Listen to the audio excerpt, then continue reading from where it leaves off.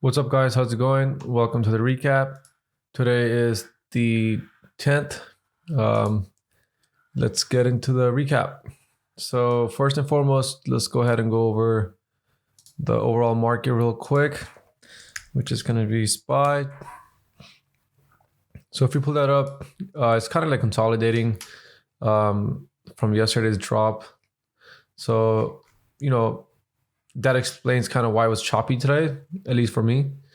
So maybe tomorrow it's all right, and then Monday maybe we start fresh again, and hopefully there's a run up again. So yeah, let's see how that goes.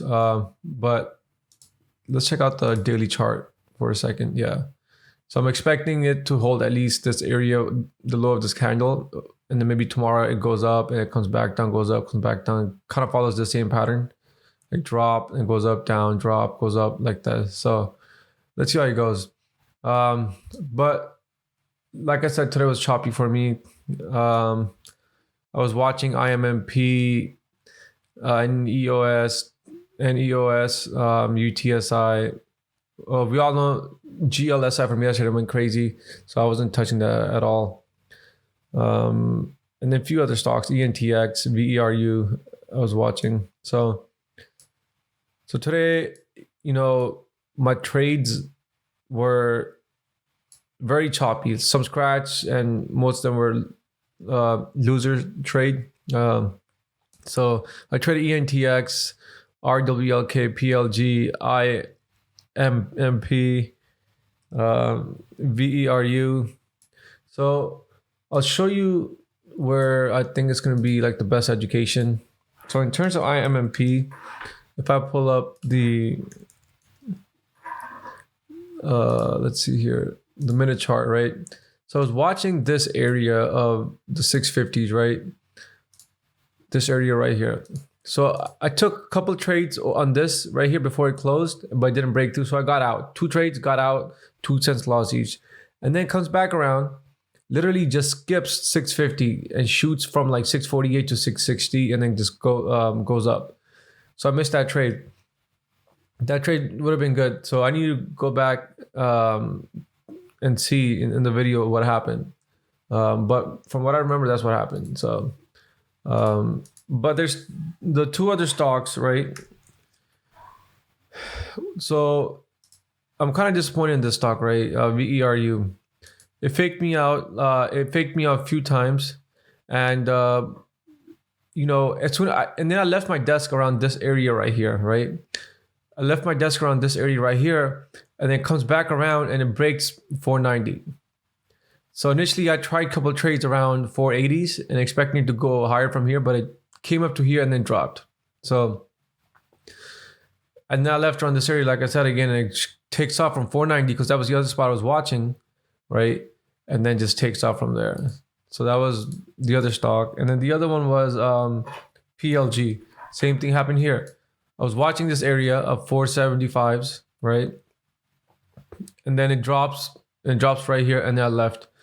And then literally 10 minutes later, it takes off from that spot. So that goes to say you can't catch everything. There's going to be some stocks you're going to miss, and which is okay. It's part of the game. So, and in the time you did miss it, you need to practice FOMO, right? You need to practice FOMO. Let the FOMO come in, absorb it, and let it out, right? Just keep your hands away from the keyboard. The more you practice that, the more you will become numb to FOMO. So I think that's definitely a good point. And then overall, I'm actually down today $237, which is fine for me. It's part of my max daily loss, which is 0.006% of my actually of my count size, like 0.0065, something like that. So yeah, to me this is fine. It's part of my plan, and I'm sticking with it. So overall, again, I traded PLG, RWLK was kind of a bummer, and the ENTX was a bummer. So I mean, a lot of stocks were moving pre-market, but things weren't really just following. I mean, the biggest gapper, like I said, IMMP it failed, right? But it makes sense why it failed too, because it came all the way from 210 and went to 796. But this pre-market pattern was pretty solid, actually. For the break of 530 was pretty good. So, yeah. But let's see how tomorrow, plays out. Hopefully tomorrow gives us some good momentum, and we'll take it from there. Let me know in the comments if you guys had a green day, or if it was rough, or what stocks you guys played today. Because definitely today was, a lot of my trades were just red. So it's just one of those things. I should have stopped earlier. Maybe I shouldn't have. I don't know. But all I know is that my boundary is my daily max loss. That's it. Yeah, sometimes I'm going to stop. Maybe I'm down $15 or something. Because at that point I know, okay, the writing is on the wall. My trades aren't working out. It's all even been past an hour. So different, case by case. So, and you can't do anything in a choppy market. It's best to just keep your hands away from the keyboard and let the setup come to you. And sometimes we forget, and I forget too. But that's part of the process, right? And you'll get better at the process, and I'll get better at the process. You just got to give yourself screen time. So let's see what tomorrow becomes. That's it from me. Make sure to like, subscribe, and comment, and we'll see you guys tomorrow.